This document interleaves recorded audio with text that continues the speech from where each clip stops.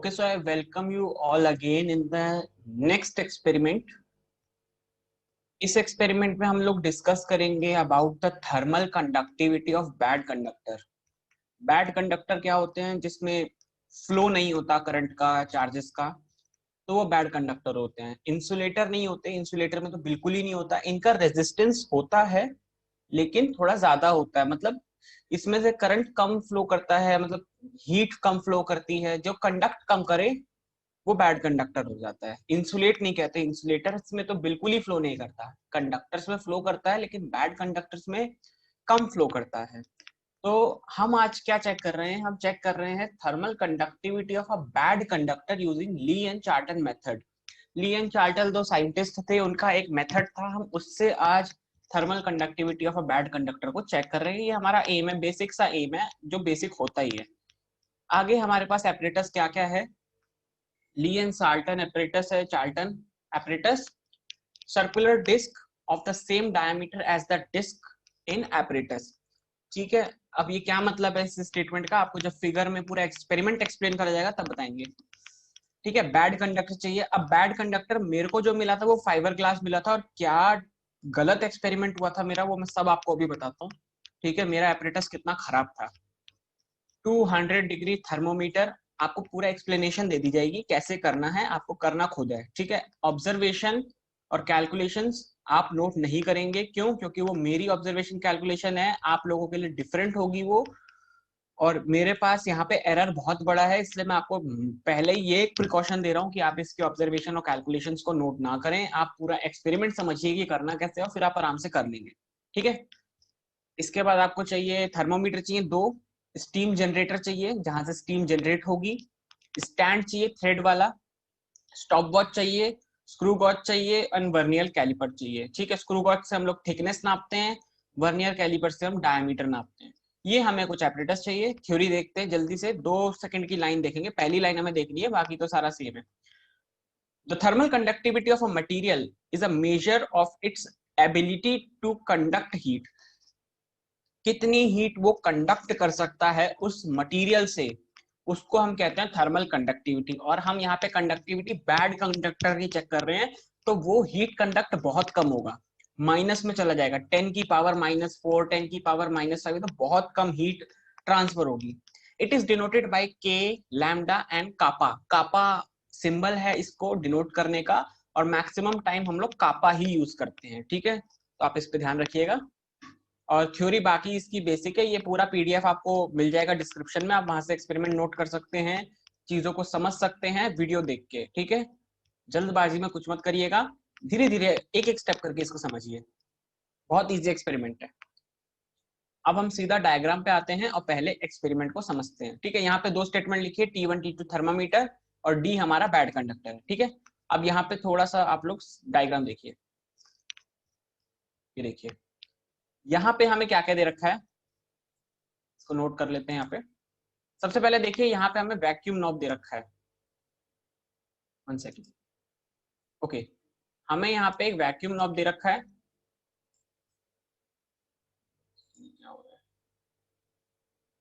हाँ, ठीक है, हमें यहाँ पे एक वैक्यूम नॉब दिया हुआ है। ठीक है, वैक्यूम नॉब के साथ हमारा बॉयलर लगा हुआ है, मतलब ये वैक्यूम क्रिएट करा हुआ है इसने यहाँ पे। ये हमारा बॉयलर है, बॉयलर के अंदर पानी है, पानी स्टीम होगा, स्टीम करने के लिए हमारे पास हीटिंग स्टैंड है। ठीक है, हीटिंग स्टैंड और बॉयलर के साथ हमारी एक पाइप निकल रही है। ये पाइप कनेक्ट होगी आपकी स्टीम एंटरिंग से। ठीक है, इस पाइप को हम स्टीम एंटरिंग से कनेक्ट करेंगे, और ये स्टीम एंटरिंग कनेक्ट है आपका स्लैब ए से। ये जो बड़ा वाला स्लैब ए यहाँ तक है आपका, देखिए यहाँ तक, ये आपका स्लैब ए है पूरा, ये वाला, ये पूरा स्लैब ए है। इसके बाद देखिए, स्लैब ए और स्लैब बी के बीच में हमारे पास बैड कंडक्टर है, और फिर हमारा स्लैब बी है। अच्छा, अब स्लैब बी का सुनिए, ये स्लैब बी जो है ये इन थ्रेड्स से कनेक्ट है, मतलब ये स्टैंड, ये आपका सर्कुलर लूप, ये तीनों थ्रेड्स लगे हैं, और ये थ्रेड्स के साथ जो कनेक्शन हो रखा है ये इस बैड इसका स्लैब बी का हो रखा है। ठीक है, और कोई कनेक्ट नहीं है, स्लैब बी इससे कनेक्ट है, ये इससे कनेक्ट हो जाएगा, इसको इस पे लाके रखना है, उससे पहले हम इसमें बैड कंडक्टर रखते हैं। ठीक है, फिर देखिए, स्लैब ए से हमारा थर्मामीटर 1 कनेक्ट है, और स्लैब बी से हमारा थर्मामीटर 2 कनेक्ट है और स्लैब ए में ही हमारा स्टीम एग्जिट है, मतलब यहाँ से स्टीम एग्जिट करेगी। ठीक है, ये थोड़ा सा इसमें सर्किट है। अब सर्किट है मतलब डायग्राम, और मतलब इस तरीके से ऑपरेटर्स हमें सेट करना है। अब हम थोड़ा सा इसको और अच्छे से समझते हैं कि करना क्या है इसमें। ठीक है, ओके, सो यस, नाउ ध्यान से सुनिएगा एक एक स्टेप। स्टेप नंबर 1, आपको बॉयलर से पाइप जो आ रहा है उसे स्लैब ए के एंटरिंग पॉइंट से कनेक्ट करना है। फिर आपको क्या करना है, मैंने अभी आपको बताया स्टैंड से स्लैब बी और थ्रेड्स कनेक्ट हैं, तो स्लैब बी पे सबसे पहले आपको अपना बैड कंडक्टर रखना है। बैड कंडक्टर रखना है बिल्कुल एडजस्ट करके परफेक्टली, और फिर स्लैब बी, फिर बैड कंडक्टर, और अब उसके ऊपर आपको स्लैब ए रखना है। ये तीन पूरा आपको सैंडविच बनाना है, पहले स्लैब बी, फिर बैड कंडक्टर, और फिर स्लैब ए, और स्लैब ए से हमारे पाइप कनेक्ट है। ये है आपका स्टेप 1।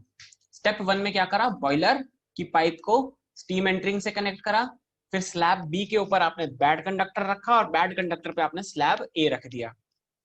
स्टेप 2, आपको टेम्परेचर मेजर करने से पहले सबसे पहले आपको रूम टेम्परेचर दोनों थर्मामीटर का मेजर करना है। दोनों थर्मामीटर का जो रूम टेम्परेचर है उसको नोट करना है। ठीक है, उसको नोट करके आप लोग रख लीजिए।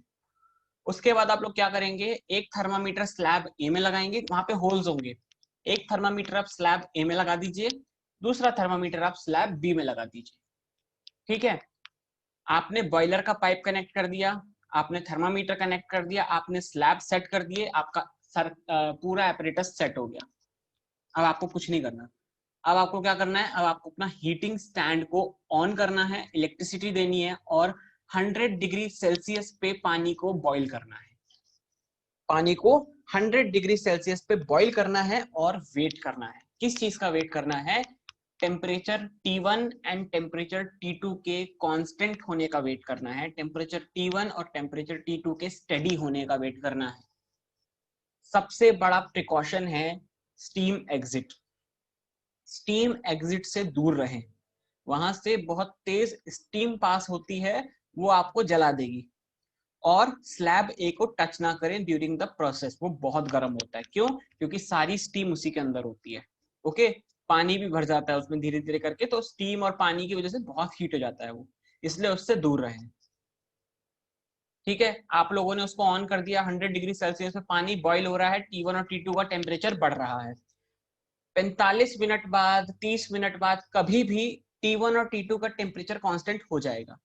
और अगर आप खुद से सोचे तो T1 स्लैब ए से कनेक्ट है, वहां पे पानी भी आएगा, वहां पे स्टीम भी आएगी, और वो स्टीम 100 डिग्री सेल्सियस पे बॉईल हो रही है, तो वो T1 कहीं ना कहीं 100 डिग्री सेल्सियस पर ही आके रुकेगा। एंड जो T2 है उसमें जो हीट का फ्लो आएगा वो बैड कंडक्टर से होता हुआ आएगा। तो पहले स्लैब ए से निकल के बैड कंडक्टर में आएगा, फिर बैड कंडक्टर से स्लैब बी में आएगा। इसीलिए उसका टेम्परेचर कांस्टेंट होने में टाइम लगेगा, क्योंकि उसको पूरा बैड कंडक्टर कवर करना है, इसलिए उसमें टाइम लगेगा। इसलिए 45 मिनट्स का हम लोग स्लैब लेके चलते हैं कि 45 मिनट इस काम को होने में लगेंगे। आपको पूरा सिस्टम सेट करके ऑन करके छोड़ के बैठना है आराम से। तब तक आप अपनी थ्योरी रीड करिए, प्रैक्टिकल रीड करिए, कुछ भी करिए। जैसे ही कांस्टेंट हो जाए आपको दोनों टेम्परेचर नोट करने हैं, T1 एंड T2। नोट कर लिया आप लोगों ने T1 और T2 को। सेकंड काम की तरफ हम लोग बढ़ेंगे। ठीक है, सेकंड काम आप लोगों का ये है, अब आपको बैड कंडक्टर को निकालना है, बट किसी टीचर की हेल्प के साथ, क्योंकि स्लैब ए बहुत गर्म होता है, बहुत बहुत बहुत ज्यादा गर्म। आपका हाथ जल जाएगा, खाम खाम में छाले पड़ जाएंगे और फिर कुछ नहीं होना। आप इस स्लैब ए को किसी टीचर की हेल्प से हटाएंगे। असिस्टेंट होते हैं लैब में, उनसे बोलिए, वो हटाएंगे इसको। ठीक है, आपको सबसे पहले बॉयलर बंद करना है, क्योंकि आपका वो दोनों कांस्टेंट हो गया है। आपको बॉयलर बंद करना है और आपको इस स्लैब ए को हटाना है। हटाते ही आपको बैड कंडक्टर हटाना है, बैड कंडक्टर को साइड रखना है। Now the important step is arrive. आपको क्या करना है, जैसे ही आपने बैड कंडक्टर हटाया, आपका T2 मान लो 32 डिग्री पे कांस्टेंट हुआ।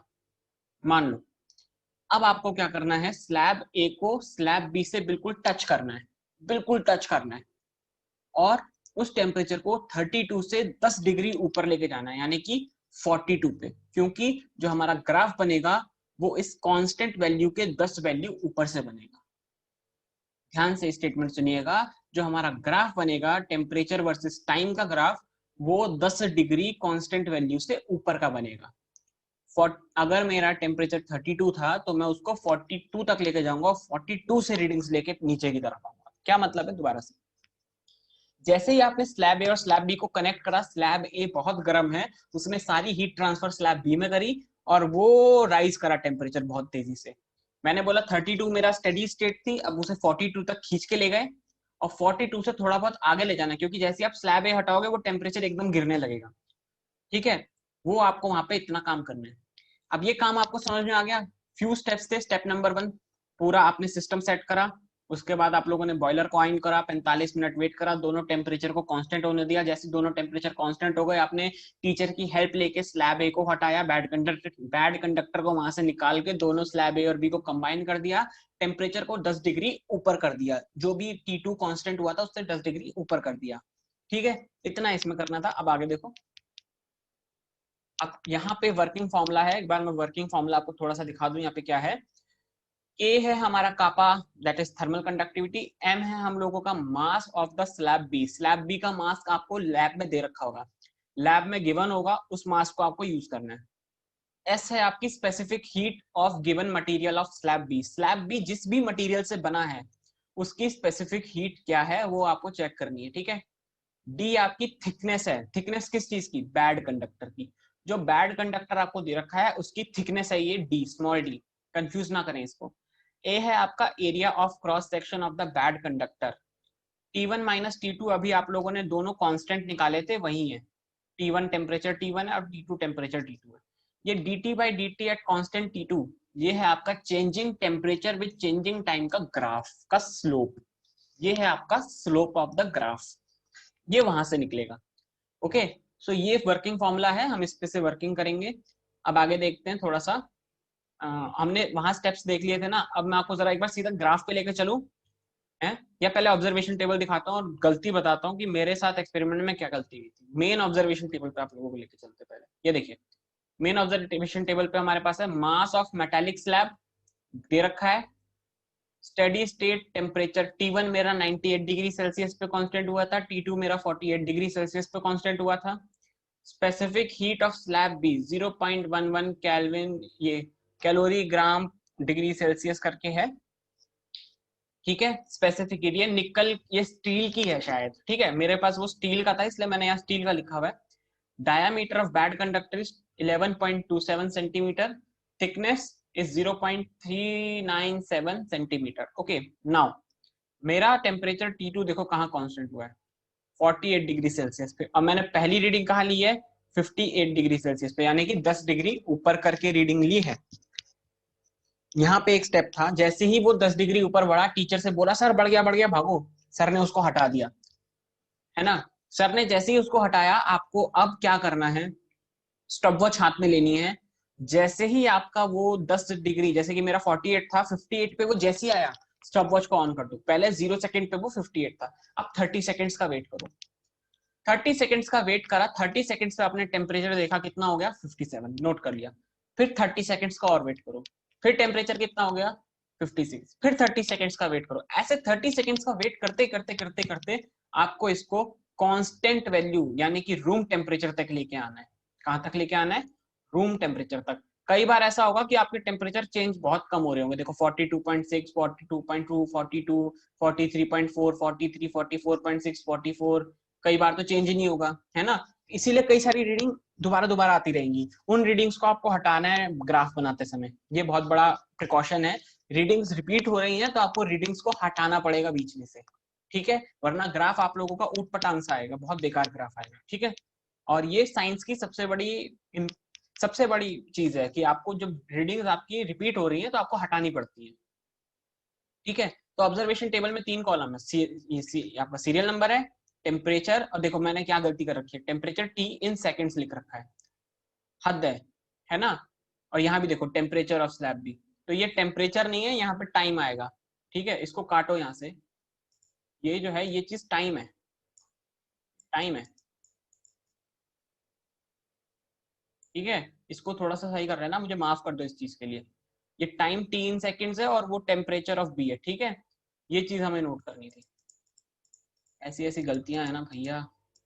एनीवेज, हम लोग आगे बढ़ते हैं। ये एक ऑब्जर्वेशन टेबल है, ये आपको ग्राफ देगी। फिर से एक बार सुनिए, T1 कांस्टेंट हो गया, T2 कांस्टेंट हो गया। अब स्लैब ए और बी को डायरेक्ट कनेक्ट करके T2 जो 48 डिग्री सेल्सियस पे कांस्टेंट हुआ था उससे 10 डिग्री ऊपर ले जाना है, और फिर वहां से ग्राफ बनता हुआ आएगा नीचे की तरफ। ठीक है, अब हमको क्या करना है, अब हमको थोड़ा सा कैलकुलेशन देखना है, उससे पहले आपको ग्राफ दिखा देते हैं। ये देखिए, ये हमारा ग्राफ है, और इसको मैं थोड़ा सा आपके लिए रोटेट कर दूं। यहाँ देखिए, ये ग्राफ है। ग्राफ में यहाँ देख सकते हैं टेम्परेचर दे रखा है वाई एक्सिस पे, यहाँ नीचे टाइम दे रखा है एक्स एक्सिस पे, और एक ग्राफ आ रहा है आपका स्लोप, बिल्कुल मतलब झूला टाइप जैसा नहीं होता वो, बिल्कुल झूला आ रहा है ऐसे करके। पैराबोलिक टाइप तो नहीं है, लेकिन हाँ ये बहुत अच्छा सा ग्राफ है, मतलब डाउनवर्ड ग्राफ है ना। इनवर्स रिलेशन शो कर रहा है एक तरीके से, ये बिल्कुल डाउन होता जा रहा है, टाइम के साथ साथ बढ़ते बढ़ते टेम्परेचर कम होता जा रहा है। टाइम बढ़ेगा टेम्परेचर कम होगा, ये हो रहा है। देखिए 58 से ग्राफ 48 तक आया, ये रहा 48, यहाँ पे देखिए ये वाला 48 है, जहाँ मेरा ये घूम रहा है एरो, ये 48 है। फिर ये डाउन होते होते यहाँ आया, ये रूम टेम्परेचर है। ठीक है, ये रूम टेम्परेचर है। अब हमने ग्राफ से dt बाई dt निकालना है, यानी कि टेम्परेचर का स्लोप वर्सेस वो टाइम। तो यहाँ से निकालेंगे, और वो हमें एक पॉजिटिव वैल्यू चाहिए, यहाँ से नेगेटिव आ सकती है, तो आप उसमें मॉड लगाइएगा। ठीक है, मॉड लगाइएगा उस पर, और वो वैल्यू यहाँ से। स्लोप आप लोगों को निकालना आता ही है, 2 पॉइंट्स लीजिए जहाँ टेंजेंट क्रॉस हो रही है, x2 y2 minus y1 upon x2 minus x1 का मॉड लीजिए, फिर यहाँ से इसको सॉल्व करिए।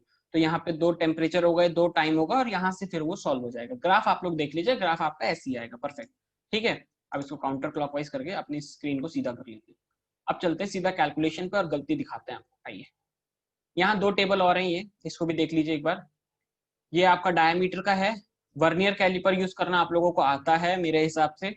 मेन स्केल रीडिंग आपको लेनी है, उस पर वर्नियर की रीडिंग लेनी है, और फिर उसको मेन वर्नियर की रीडिंग को मल्टीप्लाई करना है आपको लीस्ट काउंट से, और फिर ए और बी को प्लस कर दीजिए, तो वो आपका निकल आता है। ठीक है, ये तो आप लोग यहाँ से मतलब देख के भी कर सकते हैं, इतना तो आप लोगों को आता ही है। और यहाँ पे स्क्रू गेज की भी same to same, main scale reading 3 है, सर्कुलर स्केल रीडिंग 97 है, सर्कुलर को लीस्ट काउंट से मल्टीप्लाई करा वो, और ए बी को प्लस कर दिया, तो हमारा वो आ गया। हम एरर कम से कम करने के लिए सर्कुलर स्केल भी यूज करते हैं।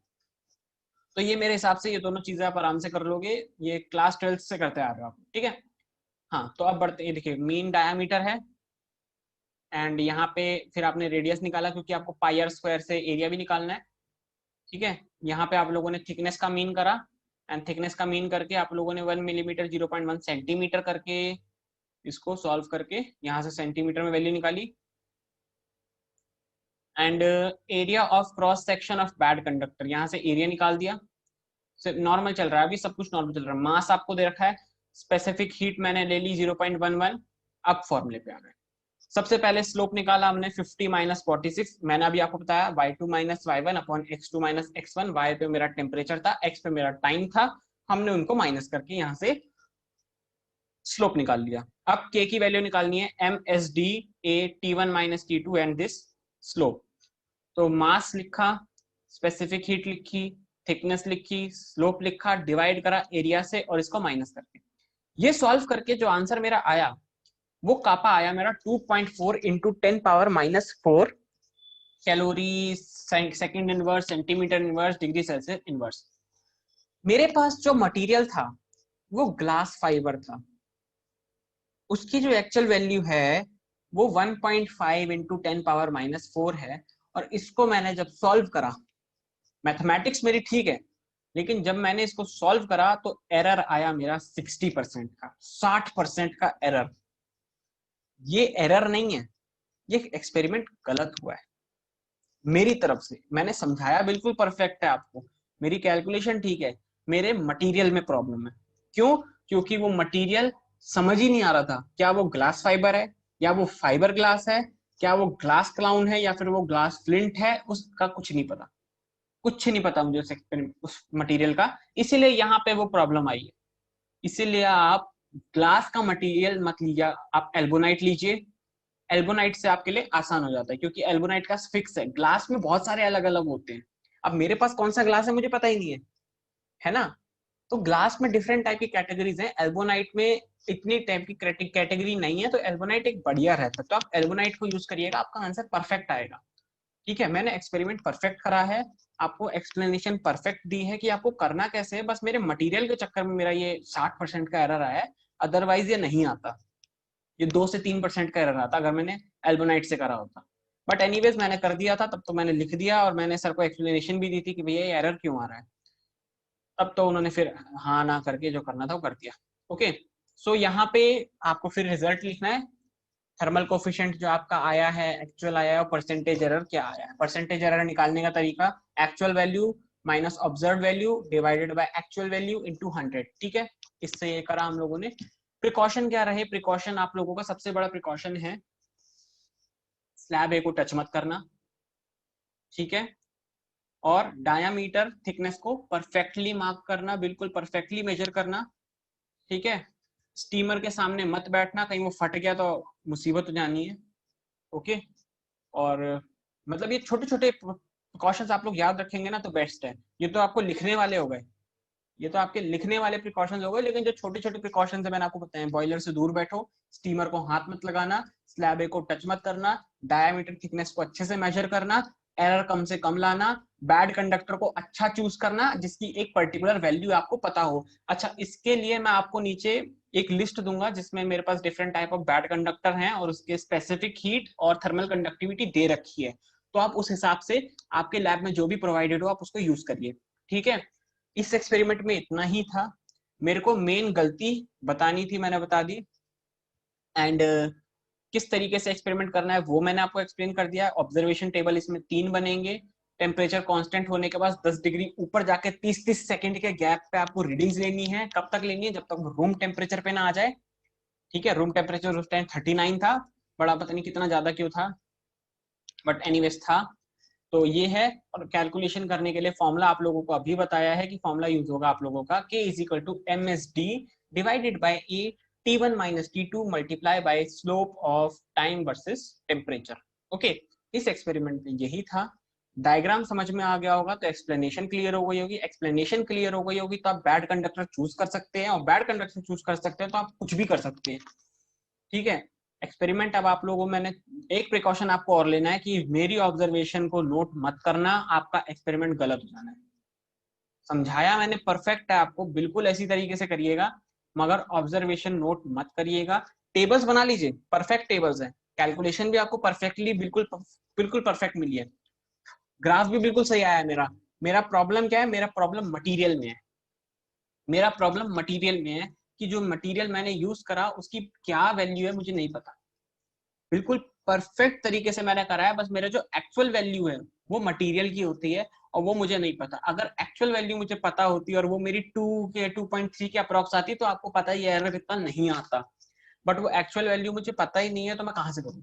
और वो एक्चुअल वैल्यू ग्लास की कई सारी है। अब मैं सबसे बैठ के करता रहूँ तो फिर तो मेरा एक्सपेरिमेंट यही होता रहेगा, और कौन सा एक्सपेरिमेंट करूंगा फिर मैं, है ना। तो फिर इसीलिए आप लोगों से बोला जा रहा है कि एक ऐसा बैड कंडक्टर यूज करिए जिसका बहुत ही अलग, बिल्कुल अलग, एल्बोनाइट सबसे अलग है वो, है ना, उसकी एक ही वैल्यू है, आप उसे यूज करिए। ठीक है, इस लेक्चर में इतना ही था और इस एक्सपेरिमेंट में इतना ही था। मिलते हैं नेक्स्ट एक्सपेरिमेंट में दूसरे किसी एक्सपेरिमेंट के साथ जो कि आपके बीएससी लेवल के लिए इंपॉर्टेंट है। एंड इस प्रकार के प्रिकॉशंस को याद रखिए, लाइक करिए, शेयर करिए, सब्सक्राइब करिए।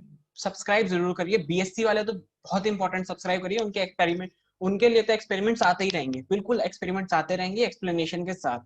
ठीक है, तो आप लोग इस चीज को ध्यान रखिए। और बीएससी के लिए हम बहुत जल्दी थोड़े बहुत नोट्स भी वगैरह भी लेके आएंगे, थोड़ी बहुत चीजें एक्सप्लेनेशन भी करेंगे, है ना। बहुत अच्छा अच्छा, मतलब अच्छे अच्छे मजा आने वाला है इसमें बहुत ज्यादा। तो लाइक कीजिए, शेयर कीजिए, सब्सक्राइब कीजिए हमारे चैनल को, जुड़िए, कमेंट कीजिए कि आपको वीडियोस कैसे लग रहे हैं। एंड लाइक करना मत भूलिएगा, कमेंट करके पूछिए। और अगर किसी कोई अजीबोगरीब डाउट भी अगर कमेंट में ना पूछना चाहे तो मेल करके पूछ लीजिए। ठीक है, मेल आईडी भी 24/7 वर्किंग में रहती है, तो आप वहाँ मेल करके पूछ लीजिए, अजीबोगरीब डाउट तो वहाँ पूछे जा सकते हैं। ओके, तो मिलते हैं नेक्स्ट लेक्चर में, तब तक के लिए all the very best, thank you, bye.